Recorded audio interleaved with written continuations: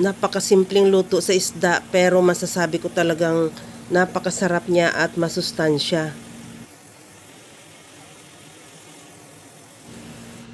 Maglagay ako ng kamatis, bali 2 pirasong kamatis ang hiniwa ko. Hatiin ko lang yung ilagay ko muna yung kalahati sa pinakailalim ng ating kawali at ganun din sa sibuyas at saka ipatong ko na yung isda na hinugasan ko na rin yan at hinati ko lang sa gitna.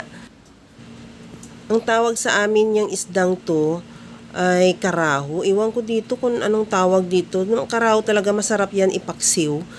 At pagkatapos niyan, na mailagay ko na lahat yung isda, isunod ko na rin yung ilagay ulit yung tinira kong kamatis at sibuyas. At saka ko nalagyan ng turmeric powder at saka ginger powder. At maglagay na rin ako ng asin at paminta.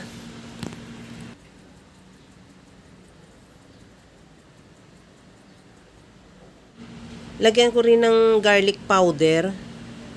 At maglagay na rin ako ng suka. Bali kunting suka lang ilagay ko at isunod ko na rin yung liquid seasoning. Kahit anong seasoning available sa'yo pwede.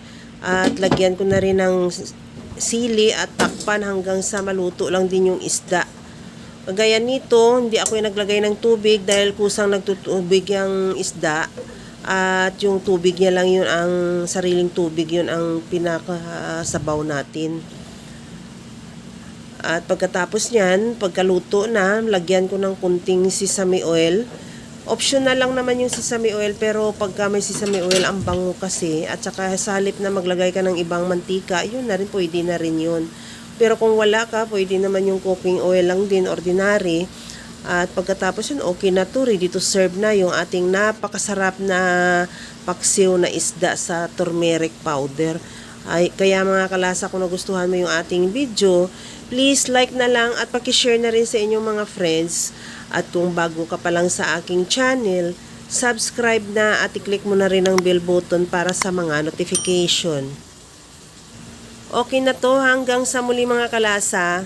Thank you for watching. Bye-bye!